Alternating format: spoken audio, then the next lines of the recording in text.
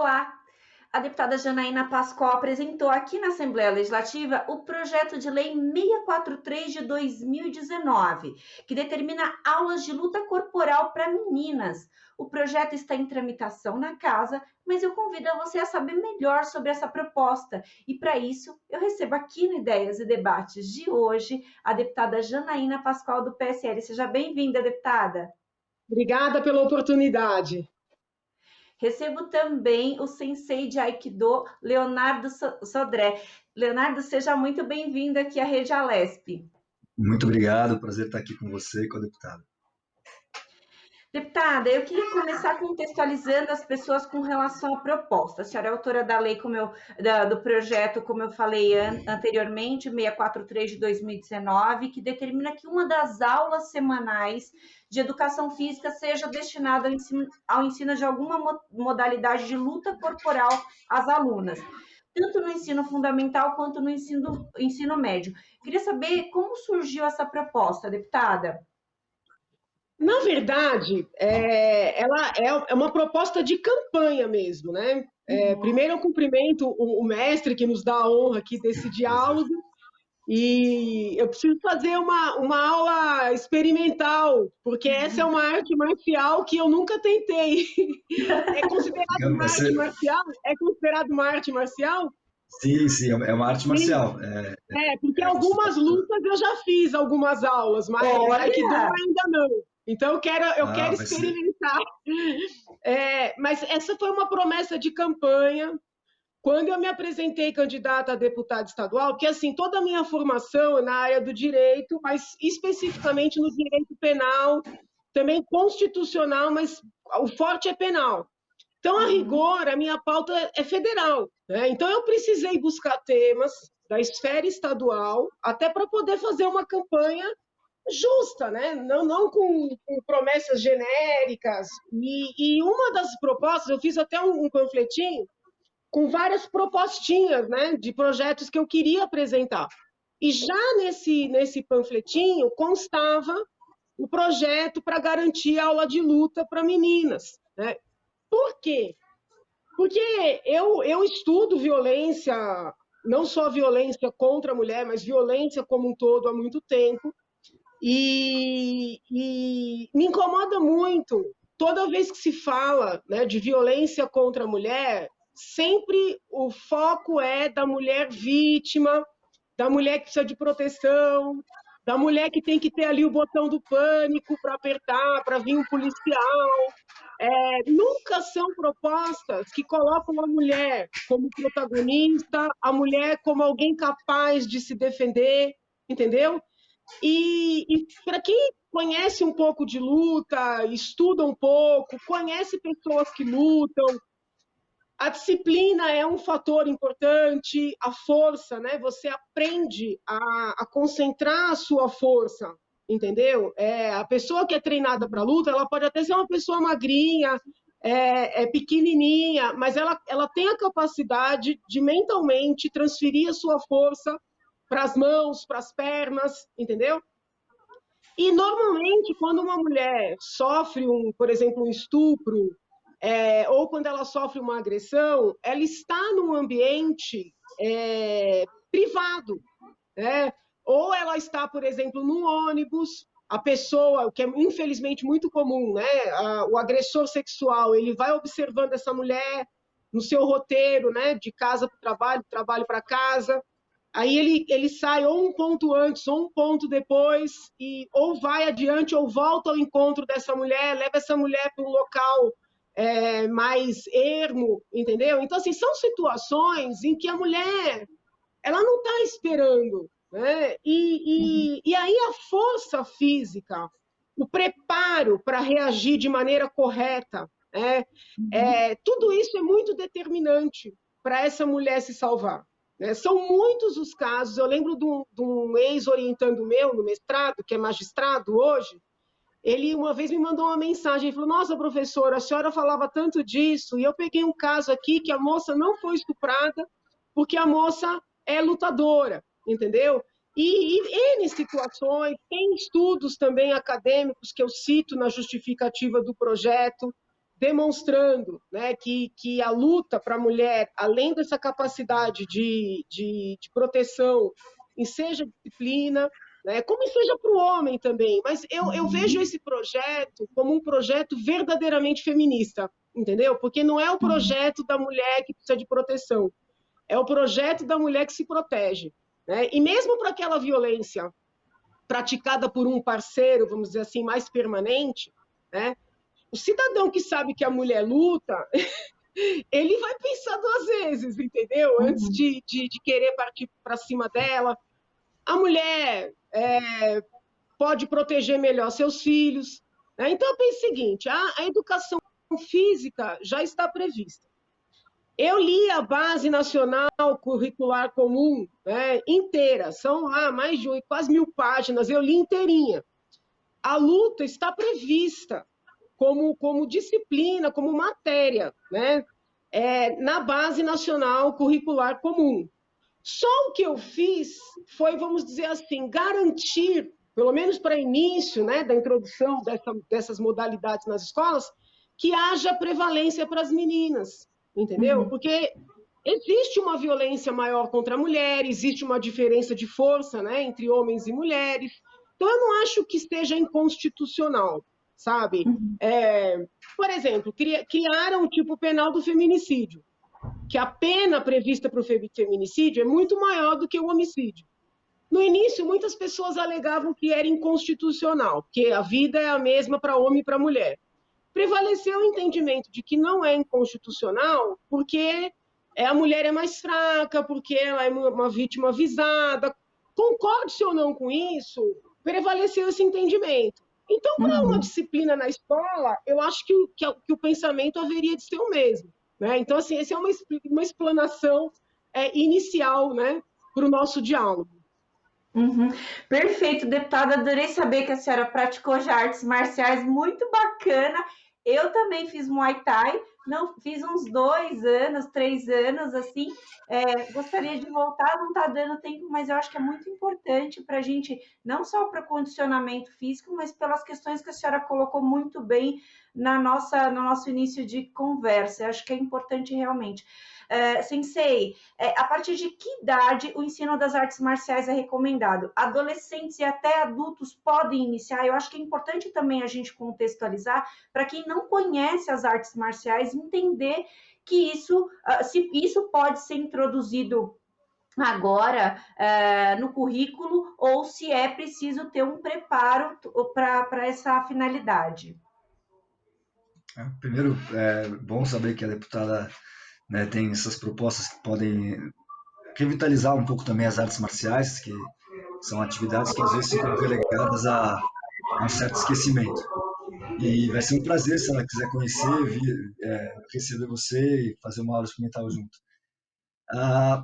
Sobre a idade que pode começar, não, em si, se já tem uns 3 anos, você já consegue adaptar certas situações de ensino. Com 6 anos, você já tem uma certa noção um pouco melhor de como fluir dentro daquela estrutura, ou seja, não precisa adaptar tanto, mas ainda assim de maneira muito mais lúdica.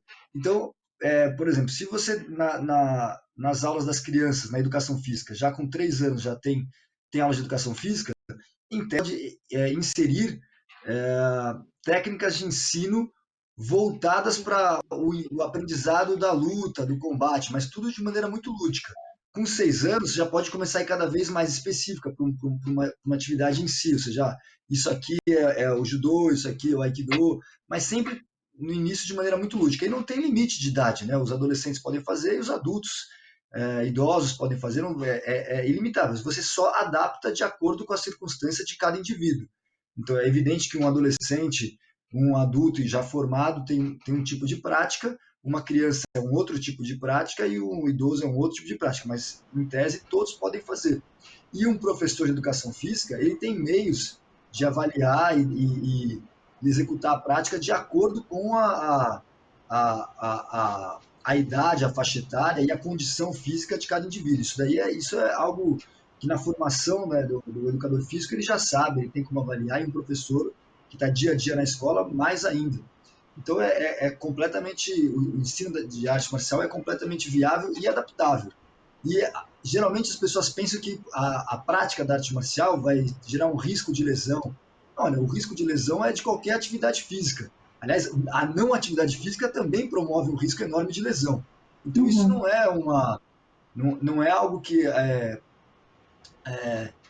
de real preocupação. É evidente que toda atividade física requer uma atenção, mas aquele professor que já está treinado, que já está ciente da atividade física, e o caso dos professores de educação física que ensinam na escola, eles são formados e têm essa ciência, é muito mais fácil e é um risco mínimo. Né? Na verdade, a não atividade física é que impõe muito mais riscos. Uhum, perfeito. E eu posso até falar com relação, por exemplo, ao Muay Thai, que a gente sempre fez a competição, o treino entre meninos, meninas, pessoas de menos idade, de mais idade, e isso sem nenhum problema, nunca houve nenhuma lesão aí, porque obviamente que se você vai treinar com uma pessoa mais frágil, você vai colocar uma força menor na sua atividade, no seu treinamento. Deputada, a senhora falou muito dessa questão do preparo físico, mas a gente sabe que as lutas corporais, elas também contribuem para um equilíbrio do corpo e da mente. A senhora avalia que a inclusão dessa modalidade pode até contribuir no dia a dia da escola mesmo, em outras atividades, na disciplina, na concentração dos alunos. A senhora acha que isso, de uma maneira geral, vai contribuir também? Então, eu sou uma defensora aguerrida, né, da prática esportiva para a melhora da mente. Né? Eu sou professora de direito, com muita frequência eu falava isso para os meus alunos, que era importante fazer exercício físico, né, qualquer que seja ele. Agora, a luta em especial, como ela é sempre acompanhada, né, de uma filosofia, entendeu? De ensinamentos também teóricos, ainda que sejam dados ali de maneira informal ao longo da aula, acaba tendo um impacto maior nessa concentração, no autocontrole, né? Porque às vezes as pessoas falam, vai ensinar luta, as crianças vão bater nas demais, é o contrário, entendeu? Porque toda luta ela ensina que você tem que fazer o uso, vamos dizer assim, consciente daquela ferramenta que você está ganhando, entendeu? Em regra, a luta é ensinada para finalidade defensiva, entendeu? Somente essas mais tradicionais. Então, tem um impacto positivo, sim, no aprendizado, né? Eu falava intuitivamente, eu dou aula há muitos anos, eu tenho 46 anos, eu comecei a dar aula com 23 anos, de direito, porque de inglês eu dei aula com 19 anos, 20 anos eu dava aula de inglês. E eu sempre defendi que a oxigenação, né, que o exercício ele acarreta, né, esses hormônios todos, isso tudo que acontece no corpo da gente quando a gente se movimenta, que isso tem um impacto positivo também no funcionamento do cérebro. Eu falava por intuição, pela minha experiência, pela observação. Só que depois, dando aula de bioética e lendo textos sobre neurociência, eu encontrei respaldo acadêmico, né, para o que eu falava intuitivamente, entendeu? Já tem pesquisas mostrando, né, que a movimentação do corpo, que ela é importante para você também bem desenvolver e usar o cérebro. Né? Eu acredito muito no espírito, então eu sempre falo, né, que nós somos um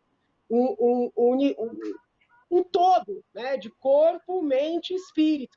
Né? Então, se você integra esse todo, esse organismo vai funcionar de uma maneira melhor. Mas eu queria aproveitar e perguntar para o professor se ele tem alguma situação que ele vivenciou diretamente ou que ele saiba, né, com o convívio que tem, de alguma mulher que se defendeu por força da luta. Sim, sim. Eu dou aula já de Aikido, tem quase 20 anos, e já tive situações relatadas por alunas minhas que, devido à prática, né, conseguiram se defender ou até mesmo antever situações que eram de possível conflito ou confronto. Então, tem inúmeras, né? Tem alunas minhas que se defenderam de assaltos, tem alunas minhas que, através da prática da atividade física, foram reconhecendo situações agressivas de relacionamentos ou de parentes que estavam próximos, e aí com isso você antevê né, a possibilidade do combate, e aí você já se protege antes. Porque muitas vezes, né, no caso principalmente quando a gente vai falar de defesa pessoal feminina, a maior parte do risco não está no que a gente imagina, no beco sem saída, numa rua escura, com alguém que você desconhece. Geralmente, as situações mais necessárias para a defesa estão naqueles que estão próximos a você. E você não percebe. E você, com a prática de uma atividade marcial, você constantemente está lidando com conflito. E aí você percebe situações, palavras agressivas, posturas ou posições agressivas na pessoa e antevê, ou você consegue controlar ou mesmo escapar. Porque às vezes as pessoas podem pensar que, mas vai ensinar as mulheres a se defender, aí ela vai tentar fazer algo e com pouco tempo de treino não vai conseguir. Mas não é só se defender de pegar o ataque, torcer, jogar no chão, mas às vezes é você constatar que aquilo é uma situação de possível risco e, inclusive, a fuga é uma situação necessária. E às vezes as pessoas não percebem, vão mantendo, né, aquela situação e acaba ficando num momento pior ainda para executar algum tipo de defesa. E aí, no decorrer desses anos que eu dou aula, várias mulheres já relataram isso, né, que através da prática elas conseguiram se defender ou sair de situações que eram, vamos dizer, conflituosas. E vai além disso, é o que vocês falaram, a pessoa treinando, ela se sente, para dizer uma palavra comum, empoderada, né? Ela vai se sentir cada vez mais dona de si e ter mais confiança e para fazer N coisas, não somente se defender de um possível ataque, mas tomar decisões de poder dizer não quando quiser, sem ter medo de falar não, poder dizer sim quando ela quiser, sem ter medo de dizer sim do que os outros vão pensar. Começa a ser mais, né, senhora do seu destino. Isso é uma coisa fundamental que as artes marciais conseguem proporcionar a todos, especialmente também as mulheres. Perfeito.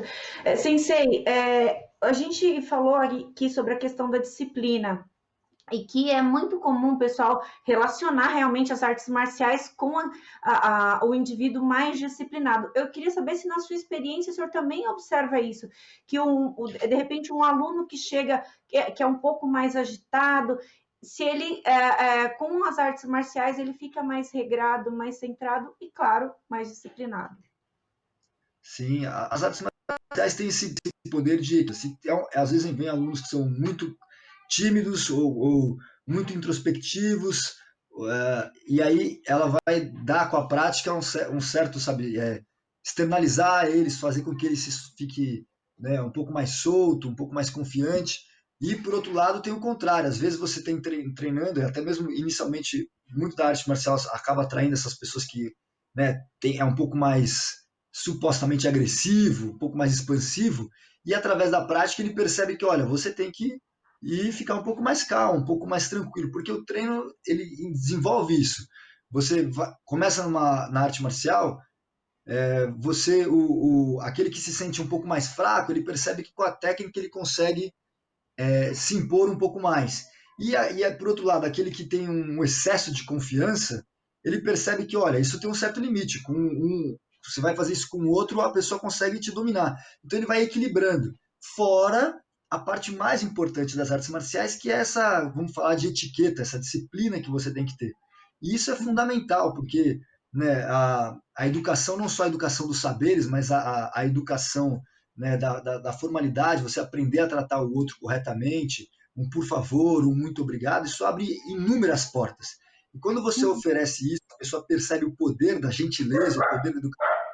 Isso é um avanço sensacional, não só no aprendizado, mas na vida da pessoa, né? Faz toda a diferença. Alguém que, se eu furar a fila de você, ou virar, por favor, posso entrar aqui na sua frente, ser educado, você consegue abrir portas, né? E é fundamental. Então, a prática da arte marcial, ela promove isso. Desde essa disciplina de você perceber o real poder da gentileza, o poder da educação, até mesmo você ter essa constatação, né, de que o caminho do meio, né, você estar centrado é algo fundamental, porque através do centro você pode correr mais fácil para a direita ou para a esquerda, para frente e para trás. Então dá uma amplitude maior, né, de possibilidades, tanto físicas quanto mentais, né, você estar centrado. Perfeito. Deputada, o Sensei falou no começo que os professores de educação física têm essa noção da questão corporal e tal, isso é da formação deles, mas eles precisam da técnica. Eu queria saber como é que vai funcionar para quem não tem essa formação técnica para adquirir esse conhecimento.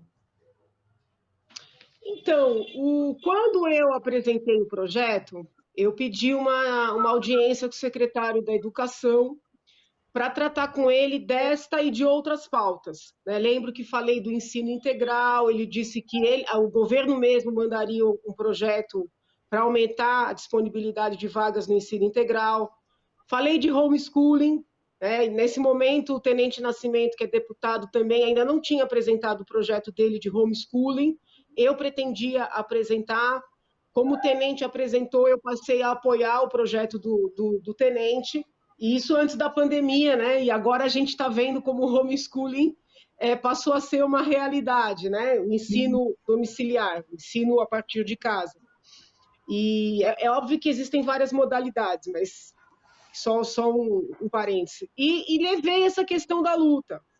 Como o secretário Rosselli, que está hoje em São Paulo, ele era ministro na época que foi feita a Base Nacional Comum, BNCC, Base Nacional Comum Curricular, e que essa base prevê a luta, ele recebeu assim de maneira entusiasmada o projeto, e o que ele disse?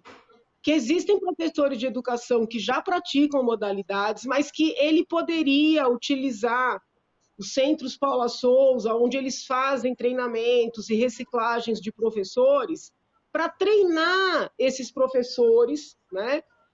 Não digo para serem mestres, né, como o nosso entrevistado, mas para terem noções básicas, para começarem a trabalhar isso com suas turmas, e acaba desenvolvendo o interesse, desenvolvendo técnicas de defesa.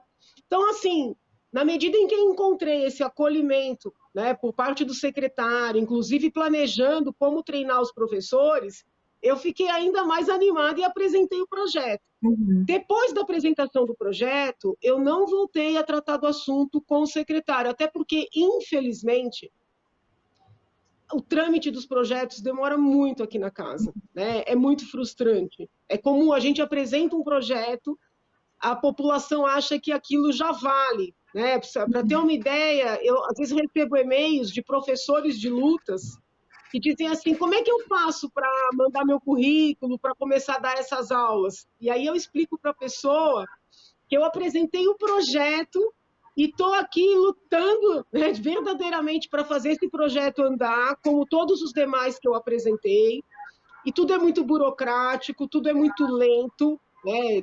Na minha visão, injustificavelmente lento. Quando a gente tem uma postura independente, crítica, né? Quando a gente fala o que acha que está errado, a nossa situação na casa fica mais complicada, né? As pessoas não têm coragem de falar, mas eu digo. Quando você tem uma postura em que você elogia o que tem que ser elogiado, critica o que tem que ser criticado, a sua vida aqui dentro fica bem mais difícil.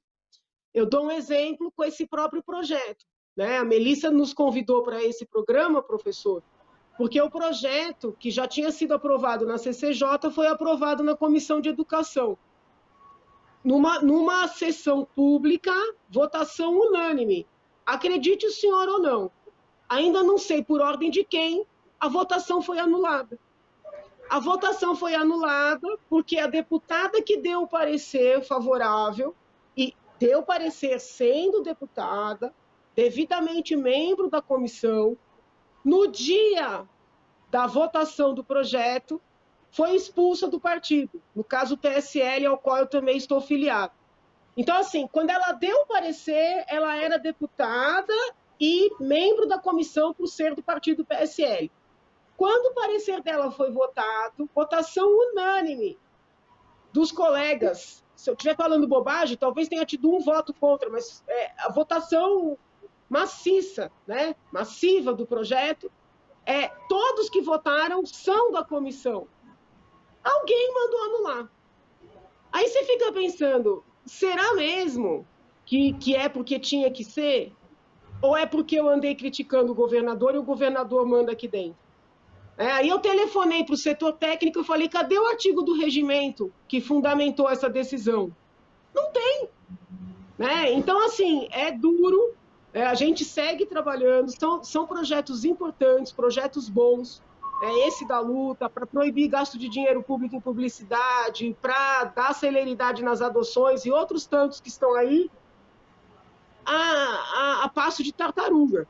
Agora, quem sabe, né, já que o secretário é favorável, e eu gosto muito do secretário da Educação, quem sabe o governador faz com esse projeto o que fez com o projeto do deputado Gil, que ele vetou e depois copiou e fez um decreto. Né? Então, a minha esperança a ideia é boa, eu não preciso do meu nome no projeto, né? Eu só quero que as meninas tenham essa possibilidade.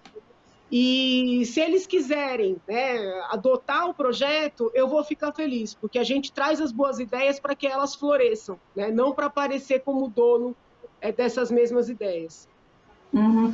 Deputada, enquanto a senhora falava, o Sensei travou um pouquinho, mas só para te contextualizar, Sensei, a deputada está falando sobre a tramitação do projeto, que é um pouco demorada, acabou que na votação em que foi aprovado ele acabou sendo anulado, mas, e aí ela tem a expectativa, acho que o Sensei está com um probleminha técnico ainda, mas vamos seguir daqui, deputada. O secretário falou com a senhora que é favorável ao projeto. Me parece, deputada, que o projeto para implantação, isso sempre é um entrave dentro da casa, da questão da dotação orçamentária, é um projeto de implantação muito simples, sem muito recurso.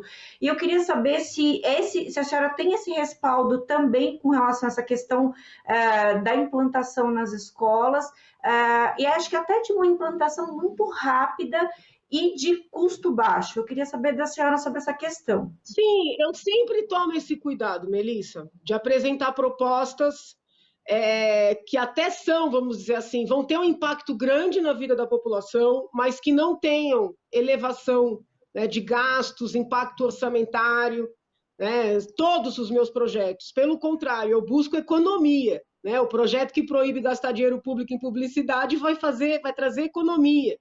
O projeto que busca acelerar a fila da adoção não vai ter gasto nenhum, muito pelo contrário. As crianças vão sair dos abrigos, famílias que querem cuidar dessas crianças vão assumi-las com todas as despesas inerentes à educação de uma criança. Então, assim, eu tomo esse cuidado, porque, infelizmente, já existe uma cultura de retirar a competência dessa casa. Então, eu procuro fazer projetos, né, bons e seguros, para que eles não sejam, né, derrubados. Ainda assim, por perseguições políticas e outras questões, às vezes a gente consegue aprovar e derrubam o projeto da gente. Então, eu tomo bastante cuidado. Sensei, a deputada estava falando sobre a questão da tramitação do projeto dentro da casa, que é um pouco burocrática, demorada, e também a gente falou um pouco sobre a questão da implantação efetivamente do projeto, da questão orçamentária, né? Que isso é algo importante até quando vai se analisar o projeto. Queria saber o que é necessário para implantar aulas de artes marciais em qualquer ambiente, se é um custo alto para essas aulas serem implantadas. Olha, na realidade não é um custo alto, porque a prática da arte marcial ela pode ser completamente adaptável. Então, por exemplo, supondo que sejam técnicas que envolvem quedas, aí você teria que colocar tatame, mas você tem como adaptar o treino para simular e não fazer efetivamente a projeção. Você tem como, por exemplo, vamos imaginar um Muay Thai que vocês fizeram. Você, em tese, teria que ter, né, sacos, luvas, mas você pode treinar a movimentação, fazer uma sombra, uma distância. É uma prática altamente adaptável. É diferente, por exemplo, no caso de um basquete, sem uma cesta, você ter toda aquela estrutura, fica um pouco mais complexo você jogar sem a bola, e dentro das atividades. Então, a prática da arte marcial em si, como ela é super adaptável, ainda mais se você não está dando uma arte marcial específica, você está dando uma técnica pessoal, uma introdução à prática de luta, ela é completamente adaptável, ela não fica presa num sistema. Então, você tem como tornar isso num baixo custo enorme. E no quesito que a deputada estava falando da formação dos professores, mesmo aqueles que não têm, porque eu acredito que o interessante desse projeto do qual eu li é que você não está ensinando uma luta, então você não está favorecendo, sabe, a prática do judô, do karatê, do aikido, do muay thai. Você está dando uma prática mais abrangente, ou seja, a introdução à defesa pessoal. Né? Aí você pode pegar e esses professores não precisam ser formados em si numa prática específica, mas eles podem ter uma introdução que eles possam transmitir aquele conhecimento para você já tem a formação dos policiais na prática do pessoal, você pode fazer uma integração entre a polícia e a formação dos professores. Então, os professores de defesa pessoal da academia podem ministrar cursos para esses professores lá no Centro de Formação da Secretaria Estadual da Educação. E você faz uma integração entre polícia e escola, cada vez mais forte, que é extremamente essencial para vamos falar assim, para uma segurança pública melhor. Você já começa a ter uma relação melhor escola e polícia. Você pode ter uma série de atualizações com os professores e até mesmo integrar as práticas das artes marciais nisso, ou seja, você criar estruturas que os professores de artes marciais também possam ir lá, até mesmo para divulgar aquela arte, aquele trabalho na escola, junto com os alunos. Eu faço, vira e mexe, vou dar aulas sobre o Aikido em Paris e, infelizmente, nunca fiz isso em escolas públicas, seja porque não tem resultado, seja porque a burocracia é maior. E nesse projeto, você tem como ter essa possibilidade, tanto da integração com a polícia, tanto da integração da escola com outras práticas de artes marciais. Tem essa abertura maior, né? E eu acho que o custo é extremamente baixo, porque você a prática de acordo com a situação que tem. Claro, se a verba for maior, você tem como ter estruturas diferenciadas, mas não tendo, é altamente adaptável. Deputada, o Sensei colocou pontos aqui muito importantes, como essa questão da integração com a polícia, do profissional já da área das artes marciais também ajudar nas escolas. A gente sabe como essa integração é importante até para reforçar aí o entendimento das alunas com relação à importância dessa prática. A senhora acredita que essa geração que vai, com certeza, o seu projeto vai se tornar lei, essa geração que vai ter acesso a essas aulas a médio e longo prazo vai impactar nesses índices da redução dos índices de violência? Eu acredito sim nisso, e por uma das reuniões que eu tive com o secretário, que era de um outro projeto que ele pretende mandar para casa, para criar uma carreira nova de professores, eu percebo que ele tem um perfil um pouco mais informal, no sentido de permitir contratações, vamos dizer assim, diferentes daquelas tradicionais, que necessariamente tem que ter um concurso. Então, eu vejo espaço, por exemplo, para contratação de mestres, né, das mais diversas lutas, e quando eu propus luta, genericamente, foi proposital, porque se eu elegesse uma modalidade, primeiro estaria discriminando injustamente as demais, mas estaria fechando, né, o nosso universo de trabalho e tratando de maneira geral de lutas. A gente tem mais gente para trabalhar, né, nas escolas estaduais. Então, eu vejo que o secretário ele tem um pensamento que a gente viabiliza, vamos supor, contratar esses vários mestres, seja para eles ministrarem as aulas, mas principalmente para eles prepararem os professores de educação física, que já são os professores da rede. Né? Existe flexibilidade para isso. E o professor agora deu uma ideia que eu confesso que eu não tinha tido.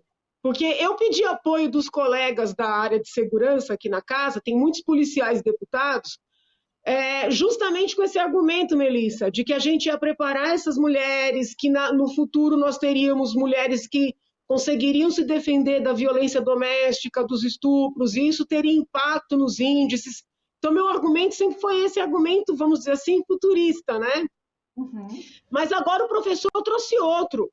Na verdade, nós podemos até abrir uma nova porta para policiais, por exemplo, trabalharem em conjunto com a Secretaria da Educação, seja diretamente com os alunos, mas principalmente preparando esses professores de educação física. Então, assim, acho que agora eu vou ganhar mais apoio ainda dos colegas que são policiais aqui na casa. Obrigada, professor, pelo argumento. Precioso argumento. Não, sim. Com certeza. Eu acho que é muito válido. Eu acho que é muito válido, inclusive porque é fundamental, né, para quando a gente fala de segurança pública e educação, ter essa integração entre a escola e a polícia, assim, para onde chegar e tudo isso, essas estruturas a própria polícia tem, e tendo essa integração,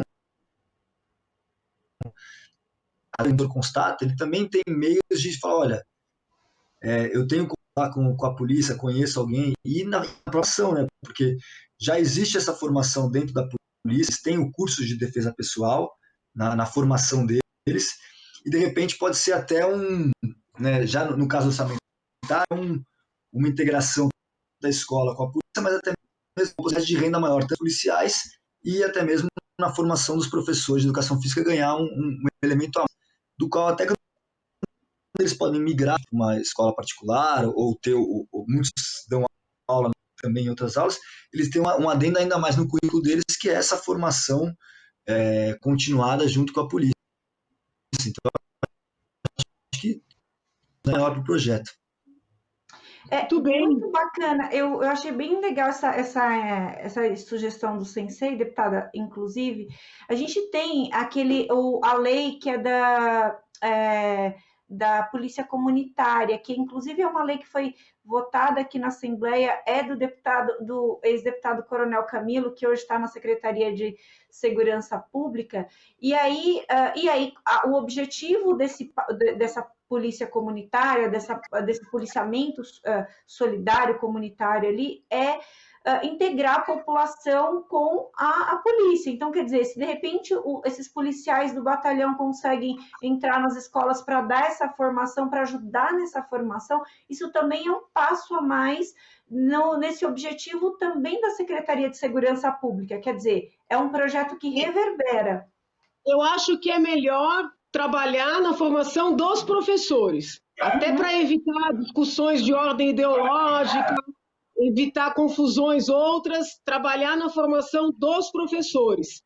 É muito importante essa sugestão, né, do professor, do mestre, e vou trabalhar isso aqui dentro com os colegas que estão da área de segurança, os colegas policiais. Que bom, muito obrigada. Eu gostaria de agradecer a deputada e ao Sensei pelo programa muito bacana que a gente fez hoje, porque essa é uma nova perspectiva, é um novo olhar aí para uma questão que é grave, que é o da violência, mas também que traz outros pontos que são importantes da gente destacar, como da questão da contribuição com a disciplina, como da integração aí, da sugestão do Sensei da polícia com a comunidade. Então, a gente traz aí com esse projeto da deputada, excelente projeto, deputada, me permita dizer que é um projeto, a gente vê aí os projetos sendo apresentados e estruturados dentro da casa, é um projeto de implantação muito simples e de um impacto muito grande. Então, eu acho que é um projeto muito possível. Parabéns, deputada, muito obrigada. Eu que agradeço o professor, me trouxe novos argumentos, né, fortalece a minha luta interna aqui. Estamos no mês das mulheres, vamos parar de olhar as mulheres como vítimas, né? As mulheres aí tomar as rédeas da sua vida, do seu destino. Essa aqui é a mensagem da nossa conversa aqui. Obrigada, professor, obrigada, Melissa. Obrigada, deputada. Obrigada, Sensei, pela conversa muito boa, muito esclarecedora. Muito obrigada. Eu que agradeço, é um prazer participar e me coloco à disposição para o que for necessário ajudar aí esse projeto. Espero que consiga ser aprovado e aplicado. Obrigado, né, pela valorização das artes marciais, que precisam realmente cada vez mais de um apoio, não só como prática esportiva, mas como uma prática de vida. É verdade, é verdade. Corpo, mente e alma. Obrigada, fica com Deus. Obrigado. Esse foi mais um Ideias e Debates. A gente falou com a deputada Janaína Pascoal, do PSL, e com o sensei Leonardo Sodré sobre o ensino de lutas aí no ensino médio e fundamental. É um projeto da deputada Janaína Pascoal, que está em tramitação aqui na Assembleia Legislativa e que pode ser implantado nas escolas, que deverá ser implantado nas escolas de ensino médio e fundamental. Você fica agora com a programação da Rede Alesp, você pode rever esse programa e outros programas da Rede Alesp nas nossas redes sociais. Muito obrigada pela sua companhia e até mais.